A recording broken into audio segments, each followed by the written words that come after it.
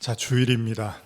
오늘도 하나님 앞에 예배 드리시기 위해서, 말씀을 들으시기 위해서 또 영상으로 또 이렇게 함께 모이신 모든 분들 가운데 하나님의 축복과 또 하나님의 위로가 또 늘 함께 하시기를 간절히 소원합니다. 결코 우리가 쉽지 않은 시간들을 보내고 있습니다.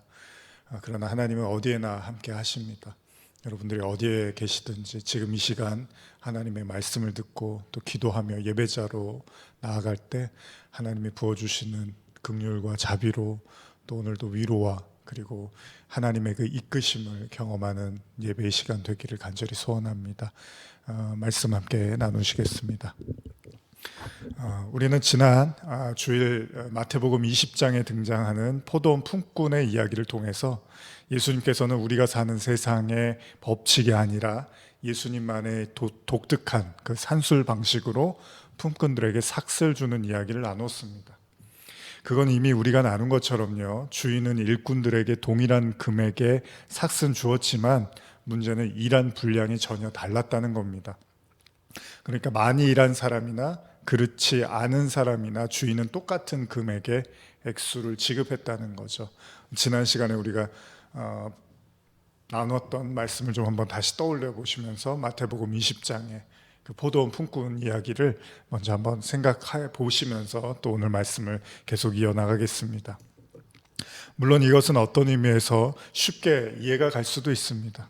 무슨 말이냐면요, 성도의 구원의 관점에서 보면 누구나 하나님 앞에서의 인생 속에서 신앙생활을 통해서 누구나 다 신앙생활을 통해서 하나의 구원을 얻잖아요. 그렇습니다. 구원은 하나나 둘로 설명되는 건 아닙니다. 구원은 그 자체만으로도 너무나 위대하고 엄청난 선물이죠. 자, 그렇다면 그 위대한 구원을 선물로 받았다는 그런 입장에서, 그러니까 한 데나리온을 받은 게 다 모두에게 하나의 구원을 허락하셨다라는 그런 비유로 우리가 이해를 한다면 사실은 그렇게 흥분할 문제는 아니겠죠. 예를 들면요, 1만 달란트에 비유하고 연관지어서 생각을 해본다면 1만 달란트를 탕감받은, 그러니까 오늘날로 제가 여러 번 말씀드렸지만 한 몇 천억 혹은 몇 조 원의 돈에 해당하는 금액을 탕감받은 사람이 100데나리온이라는, 그러니까 오늘날로 하면 또 몇십만 원 혹은 몇백만 원의 돈을 빚진 자를 가서 괴롭히고 그에게 관용을 베풀지 못할 이유가 없다는 거죠. 그럼에도 성경은 그런 사람이 존재하고 있고 그런 사람이 어떤 처벌을 받는지에 대해서 예수님이 비유를 통해서 말씀을 하시잖아요. 무슨 말씀이냐면요, 포도원 품꾼의 비유에 연결해서 생각을 해보면 만일 예수님의 의도가 주인이 품꾼에게 지급한 한 데나리온이라는 품삯의 의미가 구원을 상징하고 있다면 그건 사실은 한 데나리온으로 설명을 하셨지만 이미 엄청난 은혜의 대가를 받은 거잖아요. 그러니까 아침에 와서 조금 더 일을 했거나 늦게 와서 덜 일한 자에게나 사실은 그들이 원래 일한 걸로는 받을 수 없는 어떤 대단한 거를 주님께서 던져주셨다는 의미로도 이해할 수 있다는 겁니다. 그러니까 이 비유의 핵심은요, 왜 일한 만큼의 균등한 대가를 지불하지 않았는가의 문제라기보다는 자신이 받은 것이 얼마나 대단한 건지도 모르고 여전히 남과 나를 비교해 가면서 자신의 억울함을 토로하는 인간의 어리석음을 보여주고 있는 걸지도 모른다는 겁니다. 소위 우리가 남의 떡이 더 커 보인다라는 말이 있잖아요. 어쩌면 자신의 손에 들려있는 한 데나리온의 의미를 전혀 온전히 깨닫지 못하면, 그러니까 1만 달란트를 탕감받은 그런 사람처럼 자기가 빚진 게 얼마나 컸는지를 제대로 알지 못하면 자신에게 주어진 은혜에 감격하고 감사하는 게 아니라 오히려 자신에게 작은 빚을 진 사람을 흔들어대고, 포도원 품꾼 역시도 그렇잖아요.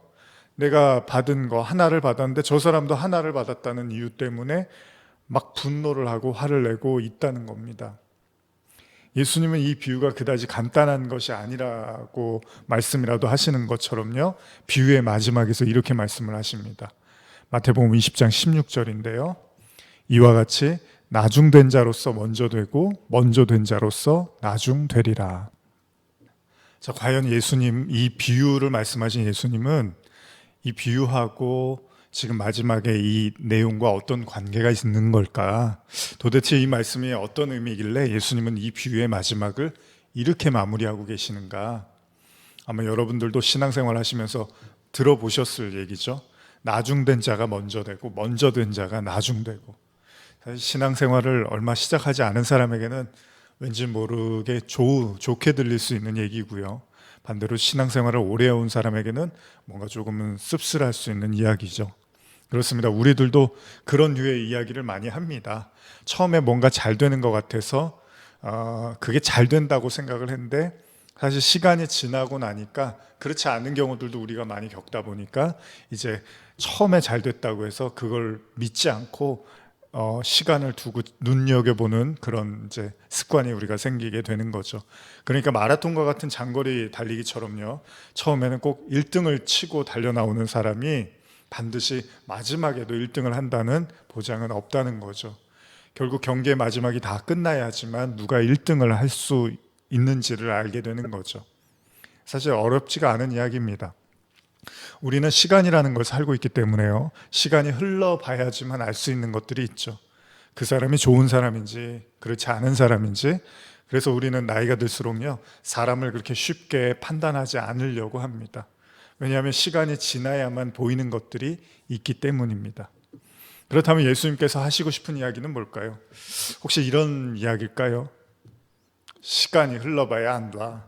만약 이런 내용을 이 비유에 적용한다면 이런 걸까요? 아침부터 일하던 사람은 매우 성실하고 하루 종일 열심히 일하는 것처럼 보였는데 나중에 알고 보니까 되게 이기적이고 편협하고 돈만 밝히던 무례한 사람이더라.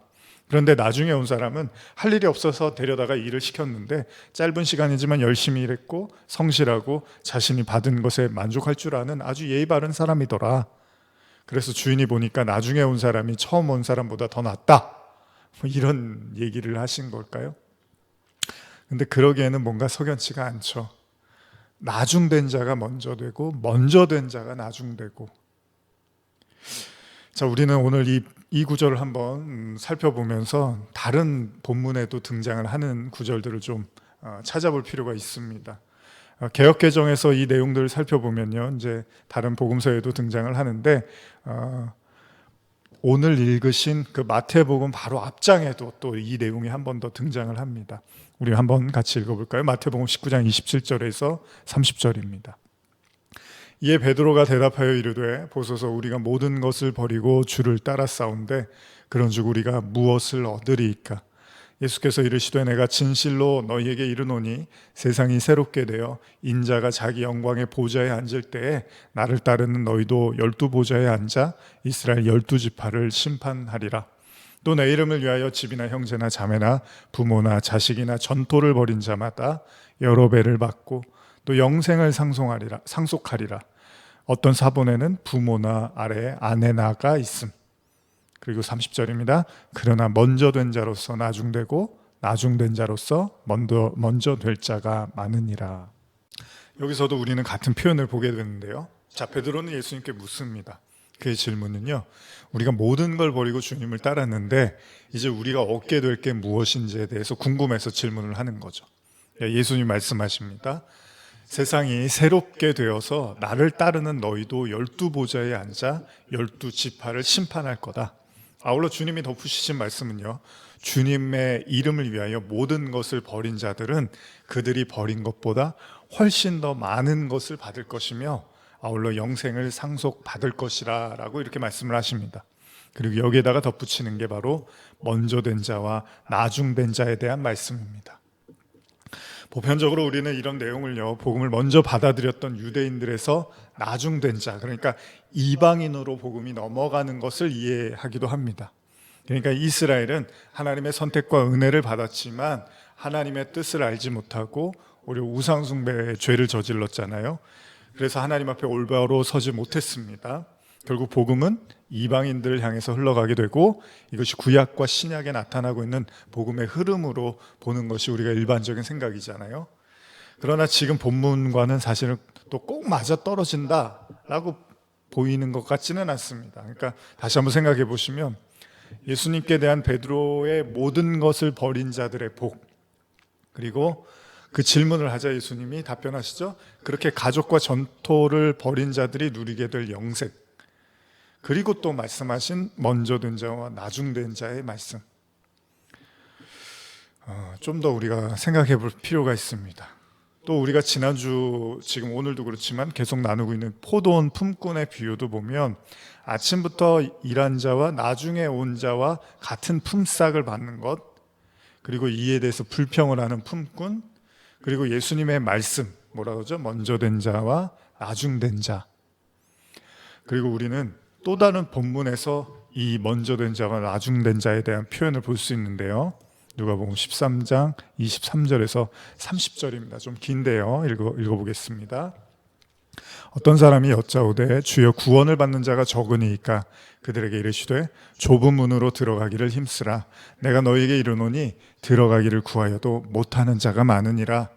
집주인이 일어나 문을 한 번 닫은 후에 너희가 밖에 서서 문을 두드리며 주여 열어주소서 하면 그가 대답하여 이르되 나는 너희가 어디에서 온 자인지 알지 못하노라 하리니 그때 너희가 말하되 우리는 주 앞에서 먹고 마셨으며 주는 또한 우리를 길거리에서 가르치셨나이다 하나 그가 너희에게 말하여 이르되 나는 너희가 어디에서 왔는지 알지 못하노라. 행악하는 모든 자들아 나를 떠나가라 하리라. 너희가 아브라함과 이삭과 야곱과 모든 선지자는 하나님의 나라에 있고 오직 너희는 밖에 쫓겨난 것을 볼 때 거기서 슬피 울며 이를 갈리라. 사람들이 동서남북으로부터 와서 하나님의 나라의 잔치에 참여하리니 보라 나중된 자로서 먼저 될 자도 있고 먼저 된 자로서 나중될 자도 있느니라 하시더라. 좀 긴 내용이었는데요. 우리가 지금 읽은 누가복음 13장이었는데요. 예수님은 하나님의 나라를 언급하시면서 동일한 표현을 사용하십니다. 그건 뭐냐면 좁은 문, 구원은 좁은 문이고 좁은 길이다라는 이제 내용을 말씀을 하시죠. 그리고 그 문이 한 번 닫히면 열리지 않을 것을 암시하시는 그런 말씀을 하십니다. 그리고 문을 두드리는 자들이 이제 나타나는 거죠.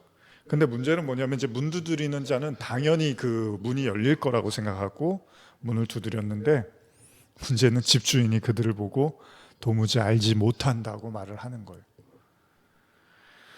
결국 하나님의 나라에 들어가지 못하는 자들은 슬퍼하며 이를 간다고 기록되어 있습니다.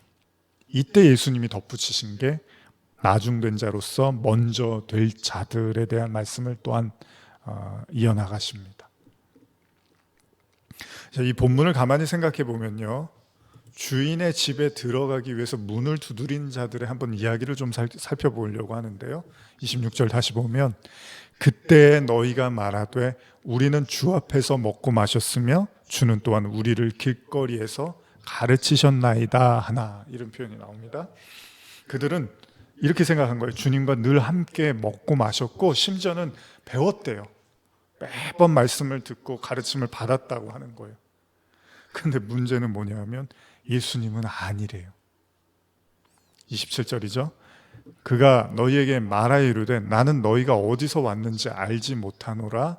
행악하는 모든 자들아 나를 떠나가라 하리라. 이 무서운 이야기죠. 자신들은 분명히 주 앞에서 먹고 마시고 주님의 가르침을 길거리에서 배웠다고 하는데 주님은 아니래요. 듣고 있고 신앙생활을 하고 있고 배웠다고 주님과 늘 함께 한다고 자부했는데 주님은 아니래요. 이러면 이제 기가 막히는 거예요. 그래서 우리가 항상 제가 강조하는 게 말씀을 그냥 적당한 수준에서 이해하고 보는 거, 그러면 안 된다는 겁니다. 말씀은 하나님의 말씀이잖아요. 그러니까 하나님으로부터 온 말씀이기 때문에 그냥 내가 배웠고 내가 주님과 늘 함께하고 이렇게 그냥 내 생각 안에서 그렇게 고착화된 내 경험과 생각과 지식으로 그렇게 구현해 나가는 신앙생활, 그것이 옳은 걸 수도 있지만 이렇게 여러분과 저에게 주님이 아니라고, 나는 어디서 왔는지 너를 모른다고 할 수도 있다는 걸 항상 명심하셔야 됩니다. 결국 자신들의 그 확고하게 주님의 집에 들어갈 수 있을 거라고 믿었던 자들에게 임한 현실은요, 하나님 나라로부터 쫓겨나는 거였고요. 만약에 이런 관점에서 먼저 된 자와 나중된 자를 생각해 본다면 결국 그들이 확고하게 구원받았다고 믿는 그런 믿음 있잖아요. 오히려 그 믿음이 구원에서 더 멀어지게 만들었다는 거예요. 너무 확고해서 다 알고 다 배웠고 잘하고 있고 실수했지만 항상 하나님 앞에 똑바로 서려고 애썼고 이런 확고한 믿음 있잖아요. 그래서 나는 절대 하나님 나라에서 제외될 수 없는 그런 사람이라는 그 확고한 믿음이 오히려 구원과 멀어지게 만들었다는 거예요. 잘 생각해 보시면, 성경을 보시면 신약에 특히 자신이 구원과 멀 거라고 여겼던 사람들 있잖아요. 근데 이 사람들은 오히려 구원의 은혜를 받는 걸 우리는 종종 보게 됩니다. 이걸 입증해 주는 게 제가 여러 번 나누는 그 바리새인과 세리의 기도잖아요. 바리새인이 한 주간의 쌓아온 공로를 가지고 하나님께 기도를 하고, 세리는 어떻게 하죠? 내놓을 게 없어요. 하나님 앞에 가슴을 치며 한탄을 합니다. 자, 주님 뭐라고 하십니까? 구원은 바리새인이 아니라 세리에게 갈 거라고, 의로움은 세리의 거라고 말씀을 하십니다. 이런 측면이라면요, 먼저 된 자와 나중된 자에 대한 말씀은요, 단순히 유대인과 이방인에 대한 해석, 사실 커다란 의미에서 맞습니다. 유대인들이 자부했잖아요, 자신들의 구원을. 그런데 오히려 구원이 이방인에게 이제 넘어가는 그런 역사를 보게 된 거죠. 큰 무리가 없어 보입니다. 그러나 좀 더 우리가 이해할 수 있도록 구체적으로 이야기한다면요, 예수님이 생각하시는 구원은 인간의 차원의 것과는 매우 다르다는 겁니다. 제가 설교할 때마다 여러 번 강조를 하지만, 그러니까 너무 이렇게 확고하게 믿고 있는 거, 너무 이렇게 자신만만해 하는 것들 있잖아요. 여러분들이 너무나 그 확실하게 가지고 있는 생각들이 오히려 그것 때문에 하나님과 멀어질 수도 있다는 거예요. 말씀을 전하면서 저도 항상 제가 비슷한 이야기, 반복하는 이야기를 하는 것 같지만, 여러분 성경 내내 구약에서 하나님이 하신 말씀이 이렇게 복잡하고 여러 가지가 아니었어요. 이스라엘 백성에게. 사무엘도 우리가 강해를 통해서 나누고 있지만 그냥 계속 우상 숭배에 대한 얘기를 하고 있어요. 그걸 이렇게도 저렇게도 설명하는 것뿐인데, 문제는 뭐냐면 나는 아니라고 생각하는 거예요, 사람들이. 아니, 나는 아닌데, 저 사람 얘기하는 거구나, 저들 얘기하는 거구나, 나는 이미 말씀 가운데 서 있는데. 아니요, 우리 자신, 여러분 자신에 대한 말씀일 수도 있다는 거예요. 그래서 주님은 계속 반복해서 말씀하시는 거예요. 반복해서. 여러분과 저는 항상 말씀을 대할 때, 기도도 마찬가지지만 어떻게 보면 날마다 그 바울의 고백처럼 그동안 아무리 내가 쌓아온 게 많아도 또 다시 갱신하는 하나님 앞에서 영적 갱신을 날마다 우리는 말씀을 통해서 이루어야 되는, 그게 부흥이잖아요. 그게 다시 사는 거잖아요. 내가 가진 걸로 사는 게 아니라 주님이 주시는 걸로 살아가는 거, 내가 가진 지혜와 지식으로 살아가는 게 아니라 주님이 공급해 주시는 걸로 계속해서 갱신해 가는 거. 그래서 뒤를 돌아보지 않는다는 건 그런 의미잖아요. 내가 한 일을 돌아보지 않는다는 거잖아요. 그런 의미에서 보면 먼저 된 자와 나중된 자의 의미는, 자신이 첫째라고 믿고 있는 사람들은 오히려 끝이 될 수 있고요, 오히려 자신이 끝이라고 생각하는 자들은 주님의 눈에 첫째일 수도 있다는 겁니다. 자, 이런 의미로 현대어 성경을 한번 보시면요, 누가복음 13장 30절입니다. 이 점을 명심하라. 지금 멸시를 받는 사람들은 그때 가서 크게 존경을 받게 될 것이며, 지금 높임을 받는 사람들은 그때 가서 아무런 대우도 받지 못하게 될 것이다. 실제로 이렇게 현대어 성경은 번역을 하고 있어요. 먼저 된 자와 나중된 자를. 그러니까 지금 당장 그게 확실하고 존경받고 아무 문제 없어 보이는데, 그거는 사람들의 눈일 수도 있다는 거예요. 여러분, 저와 여러분들 항상 이걸 생각해야 되는 거예요. 사람들의 칭찬과 명성과 사람들의 인정, 그게 중요한 게 아니라 주님이 어떻게 말씀하시냐가 사실은 더 중요한 거죠.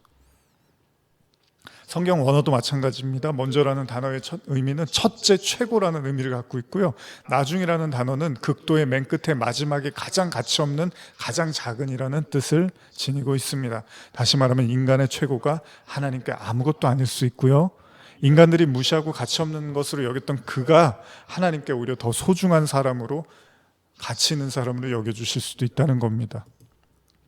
오늘 먼저와 나중과 관련해서 살펴본 본문 중에요. 다시 베드로와 예수님과의 대화를 보면요. 베드로가 모든 것을 버린 자에게 베푸시는 축복에 대한 질문과 아울러 예수님은 그들이 받게 될 복과 구원을 말씀하십니다. 그리고 예수님 먼저 된 자와 나중 된 자를 말씀하시는데요. 이 부분에 대해서 우리는 이렇게 바라볼 수도 있습니다. 이 이야기의 시작은 모든 것을 버리고 주를 따르는 자에게 임하는 축복입니다. 자, 우리가 소홀히 생각할 수 있는 부분인데요. 예수님은 베드로에게 많은 걸 쌓아놓은 것으로 복을 주시는 게 아니고요. 모든 걸 버리면 버릴수록 그에게 복이 더 임할 거라고 말씀을 하십니다. 자, 이런 관점에서 먼저 된 자와 나중 된 자를 생각해 보면요. 모든 것을 버린 자들은 분명히 세상의 눈으로 봤을 때는 보잘것없고 힘이 없고 나약한 자들이죠. 그들은 분명히 세상에서 나중된 자로 보입니다. 그러나 예수님은 그렇게 나중된 자들이 오히려 먼저 된 자가 될 거라는 거예요.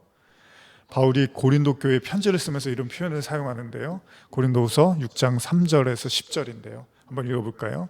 우리가 이 직분을 비방을 받지 않게 하려고 무엇에든지 아무에게도 꺼리끼지 않게 하고 오직 모든 일에 하나님의 일꾼으로 자천하여 많이 견디는 것과 환난과 궁핍과 고난과 매맞음과 갇힘과 난동과 수고로움과 자지 못함과 먹지 못함 가운데서도 깨끗함과 지식과 오래 참음과 자비함과 성령의 감화와 거짓이 없는 사랑과 진리의 말씀과 하나님의 능력으로 의의 무기를 좌우해 가지고 영광과 욕됨으로 그러했으며 악한 이름과 아름다운 이름으로 그러했느니라. 우리는 속이는 자 같으나 참되고 무명한 자 같으나 유명한 자요 죽은 자 같으나 보라 우리가 살아있고 징계를 받는 자 같으나 죽임을 당하지 아니하고 근심하는 자 같으나 항상 기뻐하고 가난한 자 같으나 많은 사람을 부유하게 하고 아무것도 없는 자 같으나 모든 것을 가진 자로다. 바울은 자신이 겪은 환난을 이야기하면서 성도들의 현실을 이야기합니다. 자, 바울의 고백을 보면요. 우리 눈에 보이는 현실, 그걸로 바울은 보고 있는 게 아니고요. 오로지 믿음의 눈으로 보면 보이는 것들, 즉 무명한 자 같지만 유명한 자고 살아서 징계를 받는 것 같지만 죽임을 당하지 아니하고 근심하는 자 같으나 더 큰 기쁨을 누리고 가난한 자 같으나 오히려 타인을 부욕해 하는 자, 마지막으로 아무것도 없는 자 같으나 오히려 모든 것을 가진 자라고 말을 하고 있습니다. 분명한 건요, 눈에 보이는 것들과는 다른 이야기고 다른 해석입니다. 어떻게 우리가 이런 믿음의 고백을 할 수 있을까요? 최소한 바울이 바라보는 그리스도인, 즉 성도의 눈에는 눈에 보이는 것이 전부가 아니라 그 이면에 감춰진 더 크고 풍성한 뭔가 하나님의 선물을 보고 있었다는 거잖아요. 다시 말하면 바울의 눈에는 나중된 자가 먼저 될 것이라는 예수님의 말씀처럼요. 성도의 삶이 스스로는 혹은 세상이 보았을 때는 보잘것없고 나약하고 아무 가치도 없는 것처럼 보일지라도 그들은 나중에 된 자들이 아니라 그들은 나중될 자들이 아니라 나중에는 결국 먼저 될 자들이 되는 그 영광을 누리게 될 거고 지금도 사실은 누리고 있다고 바울은 이야기하는 겁니다. 우리의 눈에 보이는 거 어떻게 보면 말씀이라는 거, 인도자라는 건 그러겠죠. 그 눈에 보이는 것 이면에 하나님의 선물과 은혜를 계속해서 나눠주는 거겠죠. 소위 우리는 이런 것들을 믿음의 눈이라고도 말합니다. 그러니까요, 믿음의 눈, 진정한 신앙의 눈으로 성도들의 삶을 들여다보면 그건 세상이 보는, 그리고 우리가 알고 있는 그런 인과 율법의 세상, 그런 율법의 관점과는 전혀 다른 결론에 도달할 수 있다는 겁니다. 서론이 무척이나 길었습니다. 도대체 무슨 이야기를 하려고 이렇게 먼저와 나중을 계속 얘기하느냐. 오늘 제목이 공짜의 대가인데, 두 번째인데, 그런 의문을 가지실 수 있겠죠. 이 이야기가 도대체 지난주에 나눴던 그 주제와 무슨 관련이 있는가. 제가 지난주에 설교를 마무리하면서요, 저는 왜 예수님이 십자가로 모든 율법의 저주에서 우리를 속량하셨음에도 성도는 그 주님을 주인으로 모시며 살고 있는데 여전히 인과율이라는 인과응보라는 율법의 세상, 왜 이 세상을 우리는 여전히 살아야 하는 걸까라는 질문을 던지며 마무리했습니다.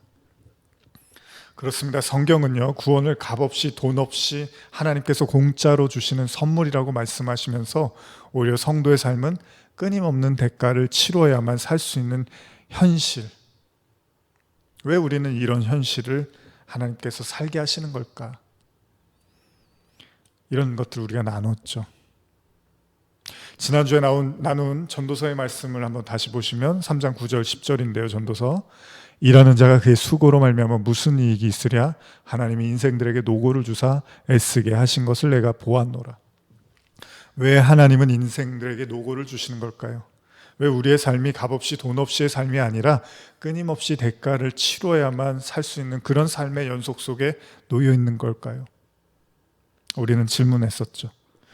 다시 우리가 지난주와 이번 주에 나누고 있는 마태복음 20장의 포도원 품꾼의 비유로 돌아가 보면요, 주인은 품꾼들에게 일한 만큼의 대가를 주는 인과율의 법칙을 적용하고 있지는 않습니다. 즉 우리가 살고 있는 세상의 율법을 적용하고 있지 않습니다.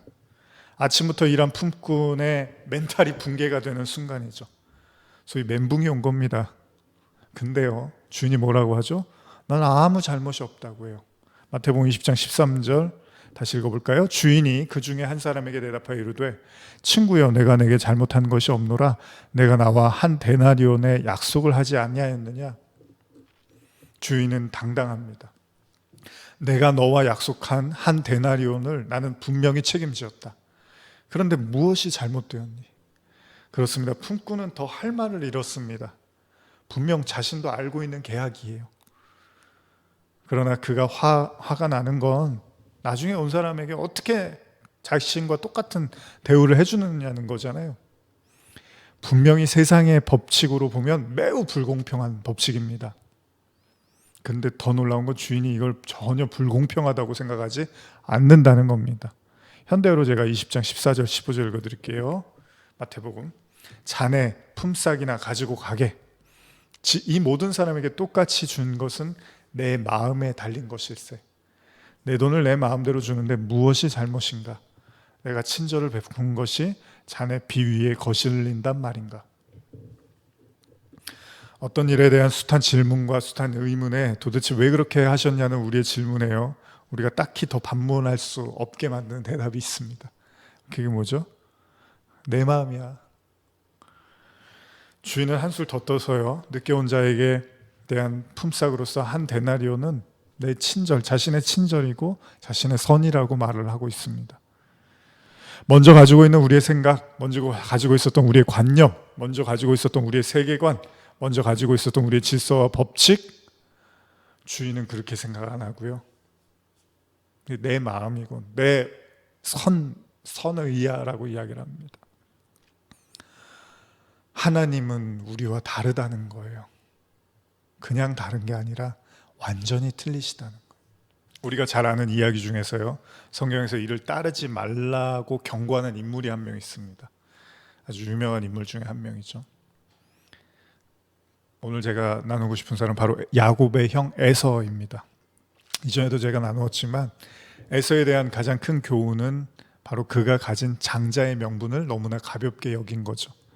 히브리서 12장 15절에서 17절 보시면요, 너희는 하나님의 은혜에 이르지 못하는 자가 없도록 하고 또 쓴뿌리가 나서 괴롭게 하여 많은 사람이 이로 말미암아 더럽게 되지 않게 하며 음행하는 자와 혹 한 그릇 음식을 위하여 장자의 명분을 판 에서와 같이 망령된 자가 없도록 살피라.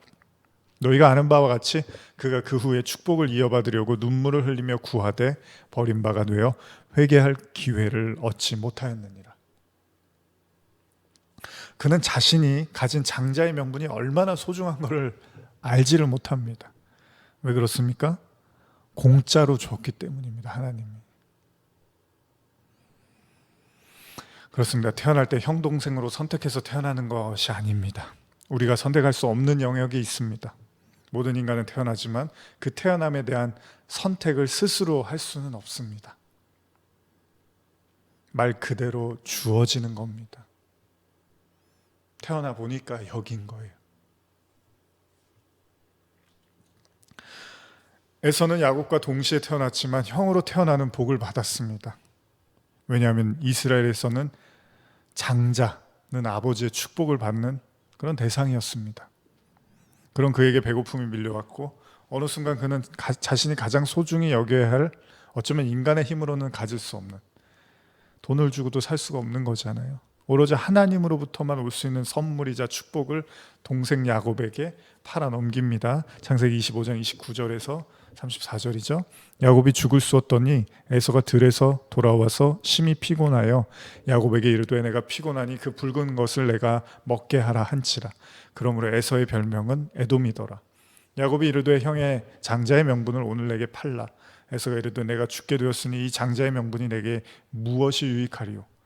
야곱이 이르되 오늘 내게 맹세하라. 에서가 맹세하고 장자의 명분을 야곱에게 판지라. 야곱이 떡과 팥죽을 에서에게 주매 에서가 먹으며 마시고 일어나 갔으니 에서가 장자의 명분을 가볍게 여김이었더라. 현대어로 32절 읽어드릴게요. 그래 내가 지금 배고파 죽을 지경인데 내가 가지고 있는 장자권이 무슨 소용이 있겠니? 좋아 내 장자권을 내가 가져하고 에서가 말았다.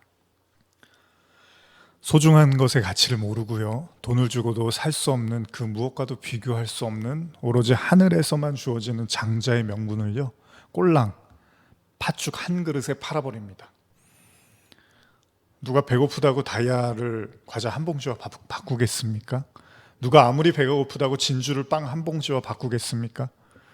물론 어린아이의 천진난만함에는 가능하겠지만 지금 성경이 말하는 건 그런 게 아니잖아요. 일찍이 성경에서도 이런 일들에 대한 언급이 있었습니다. 마태복음 7장 6절입니다.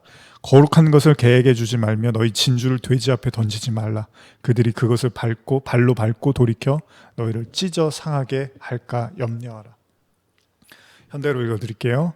거룩한 것을 개에게 주지 말고 진주를 돼지에게 주지 말라. 그것들이 발로 진주를 짓밟고 돌아서서 너희를 물어 뜯을지도 모른다. 왜 먹을 거 안 내놨냐고. 왜 거룩한 건 아무 필요가 없다는 거잖아요.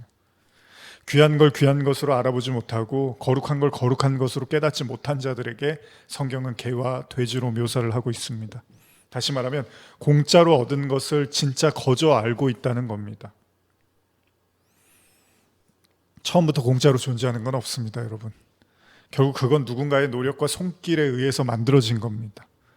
어린 시절에 주말에 학교를 마치고 집에 오면 먹던 점심, 어머니는 이제 주말이니까 뭐를 좀 맛있는 걸 해주고 싶어서 고민을 하셨던 것 같아요. 그리고 무수히 많았던 따뜻한 식사들, 거기에는 어머니의 남모르는 고민과 걱정이 있었을 겁니다. 그리고 정성이 담겨져 있겠죠. 그걸 이제야 더 알게 되는 것 같습니다. 요즘 코로나로 아이와 가정에서 보내는 시간이 종종 있는데요, 끼니를 걱정하는 것이 결코 만만치 않다는 걸 느낍니다. 그저 아무렇지도 않게 맛있게 먹었던, 때때로 불평을 늘어놓으며 먹었던 수없이 많은 지난날의 식탁에는 어머니의 수고, 수많은 노고와 수고의 손길이 담겨 있었던 거죠. 그냥 원래부터 아무런 공도 노력도 없이 존재하는 건 아무것도 없다는 겁니다. 바로 창세기 에덴은 그렇게 출발됐습니다. 오로지 하나님의 수고, 모든 수고와 정성으로 세상은 그렇게 만들어졌고요, 인류의 첫 시작점이 된 아담은 그 모든 은혜를 아무런 노력 없이, 아무런 공로도 없이 마음껏 누리는 수혜자가 되었습니다. 그런 그가 하나님의 말씀을 어기고 그 은혜의 참된 기쁨을 상실하자 그에게 시련이 닥치기 시작한 거잖아요. 창세기 3장 17절에서 19절입니다. 아담에게 이르시되 내가 내 아내의 말을 듣고 내가 내게 먹지 말라 한 나무의 열매를 먹었은즉 땅은 너로 말미암아 저주를 받고 너는 내 평생에 수고하여야 그 소산을 먹으리라. 땅이 내게 가시덤불과 엉겅퀴를 낼 것이라. 내가 먹을 것은 밭의 채소인즉 내가 흙으로 돌아갈 때까지 얼굴에 땀을 흘려야 먹을 것을 먹으리니 내가 그것에서 취함을 입었음이라. 너는 흙이니 흙으로 돌아갈 것이니라 하시니라. 우리가 잘하는 말 중에 소위 있을 때 잘하라는 말이 있습니다. 참으로 쉬운 말이기도 하지만 동시에 어려운 말이기도 합니다. 문제는요, 그 소중함을 있을 때는 잘 모른다는 겁니다. 이미 앞서 읽은 에서와의 관련된 말씀에서 히브리서는 이렇게 말을 하고 있는데요, 히브리서 12장 17절 너희가 아는 바와 같이 그가 그 후에 축복을 이어받으려고 눈물을 흘리며 구하되 버림바가 되어 회개할 기회를 얻지 못하였느니라. 어쩌면요, 인간의 원죄는 모든 것을 공짜로 베푸시는, 모든 걸 선물로 베푸시는, 모든 걸 돈 없이 값없이 지불하신 그 하나님의 수고와 공로를 깨닫지 못함에서 시작됐는지도 모른다는 겁니다. 얼마 전에 보았던 조금 오래된 시트콤이었는데요. 한 장면이 제가 떠오릅니다. 남편과 며느리는 일을 하러 나가고 집안의 아들과 다 큰 손자들은 도무지 집안일에 관심이 없습니다. 어머니 혼자서 아기 손주를 돌보고 빨래하고 청소를 하고 식사를 준비합니다. 그럼에도 아무도 도와주는 사람이 없습니다. 오히려 아들과 손자들은 빨리 밥 달라고 아우성입니다. 참다 못해 어머니는 어린 손주를 아들에게 맡기고 친정 옥반에 놀러 갑니다. 이윽고 집안은 쑥대밭이 되고 돌아온 며느리는 지친 가운데 집안일로 너무 힘들어합니다. 결국 아들은 다시 어머니를 모시고 집으로 오고 그제서야 어머니가 얼마나 많은 일들을 하고 계셨는지를 깨닫고 고마움을 표현합니다. 그냥 모두가 아는 뻔한 이야기고요. 우리 삶에서도 일어나고 있는 일들입니다. 그렇습니다. 공짜로 주어지는 것처럼 보이지만 그 이면엔 누군가 힘을 다하고 최선을 다하여 그 모든 것들을 준비하고 마련하는 건지도 모른다는 겁니다. 그러나 그렇게 공짜로 주어진 것의 진정한 의미와 가치를 알지 못하고 팥죽 한 그릇도 못한 것으로 여겨버리면요, 우리는 그 대가를 치를 수도 있다는 겁니다. 앞서 나오는 비유 중에 1만 달란트의 비유를 떠올려 보십시오. 임금으로부터 1만 달란트의 빚을 탕감받았음에도 불구하고 그냥 그걸 공짜로 얻은 운이라고 생각한 그 종에게 주어진 형벌이 뭔지 아십니까? 어마어마한 금액의 빚을 탕감받았음에도 불구하고 별로 그게 고마운지도 그게 대단한지도 모르는 거예요. 그에게 주어진 형벌은 다음과 같습니다. 마태복음 18장 32절에서 34절입니다. 이에 주인이 그를 불러다가 말하되 악한 종아, 내가 빌기에 내가 내 빚을 전부 탕감하여 주었거늘 내가 너를 불쌍히 여김과 같이 너도 내 동료를 불쌍히 여김이 마땅하지 아니하냐 하고 주인이 노하여 그 빚을 다 갚도록 그를 옥졸들에게 넘기니라. 문제는 뭐냐면 종이 아무리 애를 써도 갚을 수 없는 금액이에요. 그러니까 영원히 못 갚는 금액이에요. 쉽게 말하면. 현대어입니다. 34절. 왕은 몹시 노하여 그를 형리에게 보내고 마지막 한 푼까지 다 갚게 하였다. 무슨 이야기입니까? 공짜로 베푸는 은혜를 받았음에도 그것이 무엇인지를 여전히 깨닫지 못하고 여전히 세상에서 기고만장하려고 하고 여전히 세상의 율법으로 세상의 인과율로부터 벗어나지 못한 채 그 속에 깊이 젖어 있는 사람들에게, 그럼 하나님은 그에게 똑같이 세상의 율법으로 계산을 하시겠다는 거예요. 언제까지요? 마지막 한 푼을 다 갚을 때까지. 어쩌면 우리의 삶이 아담처럼 고되고 힘겨운 이유도 바로 그 공짜로 주시는 은혜의 의미가 무엇인지를 깨닫지 못함에서 오는 걸 수도 있다는 겁니다. 포도원 품꾼의 비유도 그렇습니다. 얼만큼 일을 한 것이 중요한 게 아니고요, 모두에게 다 나누어지는 하늘의 원리, 그 은혜의 법칙, 주인이 베푸시는 공짜의 법칙을 간파하지 못하면 아침부터 일하고 하나를 받은 사람은 자신이 가진 그것의 소중함을 깨닫지 못하고 땅으로 집어던지면서 주인과 싸우려고 들지도 모른다는 겁니다. 에서처럼요. 다 나눌 수 없어서 제가 한 가지만 말씀드리고 마치려고 하는데요. 하나님이 죄인된 우리에게 어떻게 구원을 공짜로 베푸셨는가? 인간이 태어날 때 산모가 겪는 고통을 아실 겁니다. 하나님은 굳이 아들에게 십자가를 지는 것으로 선택을 하십니다. 하나님은 사실 누구에게 대가를 지불하셔야 되는 분이 아닙니다. 하나님이 누구에게 대가를 지불하십니까? 그럼에도 어쩌면 가장 고통스러울 수 있는 아들의 십자가를 인간의 구원의 대가, 속전으로 지불을 하셨단 말이에요. 왜요? 바로 우리가 얻게 되는, 저와 여러분들이 얻게 되는 구원이, 우리가 값없이 돈 없이 거저받게 된 그 구원이요, 바로 하나님의 아들의 피 흘림, 바로 하나님의 희생과 아픔과 고통을 통해서 이루어진 것을 우리에게 말씀하고 계시는지도 모릅니다. 학생 시절에 당시 아이들이 이성 친구에게 선물을 주고받게 되면 아이들이 두려워하는 것 중에 하나가 종이학이었죠. 물건을 돈을 주고 살 수 있지만 종이학은 오랜 시간의 정성을 요합니다. 그래서 그 학위 개수가 많을수록 더 많은 사랑을 받았다고 생각을 한 거죠. 우리를 구원하기 위한 하나님의 선택은 가장 참혹한 십자가였습니다. 그리고 그 십자가 위에서 예수님은 비로소 다 이루었다고 말씀을 하십니다. 자, 예수님은 우리에게도 십자가를 지라고 해요. 다 이루었다고 하면 우리 이제 안심은 되는 거잖아요. 감사합니다. 당신이 모든 고통과 아픔과 슬픔과 모든 질병과 저주와 모든 죽음을 다 짊어지셨으니까 이제 우리는 자유로워졌네요. 그럼 우리 이제 십자가 질 필요 없죠. 이래야 되는데 예수님이 우리에게도 십자가를 지래요. 자신이 걸으신 그 길을 우리도 가래요. 공짜와 값없이와 그런 고통 없는 그런 길이 아닌 그 십자가의 길을 우리에게 가래요. 그렇습니다. 예수님이 제자들에게 넘겨준 건요, 화려한 삶과 부유한 생활이 아니었습니다. 어쩌면 기피하고 싶고 도망치고 싶은 십자가였습니다. 근데 여러분, 오늘 설교에 이제 마무리를 하려고 하는데 잘 들어보세요. 겉만 보고 판단해서는 안 됩니다. 왜 예수님이 우리에게 십자가를 너희도 지라고 했을까요? 왜 하나님이 인생에게 노고를 주셨을까요? 공짜와 자유와 값없이와 모든 그런 자유를 말씀하시는 주님이. 근데요, 우리가 예수님처럼 그 십자가를 지고 골고다를 같이 올라갈 때요, 그게 아무리 힘이 들고 내려놓고 싶고 도망치고 싶고 우리는 여러 가지 감정과 그런 신앙의 경험들을 하게 될 겁니다. 근데 결국 그 십자가를 통해서 성도는 배우는 거예요. 이게 저주가 아니라 축복이구나. 이게 율법이 아니라 은혜였구나. 이게 나를 버리시려고 하는 게 아니라 나를 구원하시기 위한 거였구나.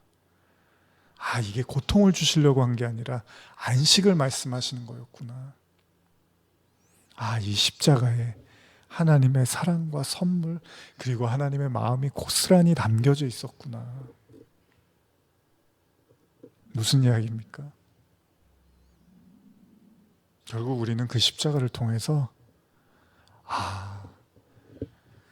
하나님이 우리의 대가로 예수님을 십자가에 못 박으신 것처럼. 근데 그게 우리가 눈으로 보는 십자가로는 몰라요. 우리가 접어야지 알아요. 마치 자녀가 부모가 돼야지 부모님의 마음을 안다고 하듯이 그 십자가를 접봤을 때 이게 이렇게까지 사랑하신다는 거였구나. 자신이 피를 흘리고 자신이 모든 수모와 모든 아픔을 당하면서까지도 우리에게 그 대가를 지불하시겠다는 그런 하나님의 사랑이었구나. 우리를 그렇게 사셨구나. 우리의 가치가 그렇게 귀한 거였구나.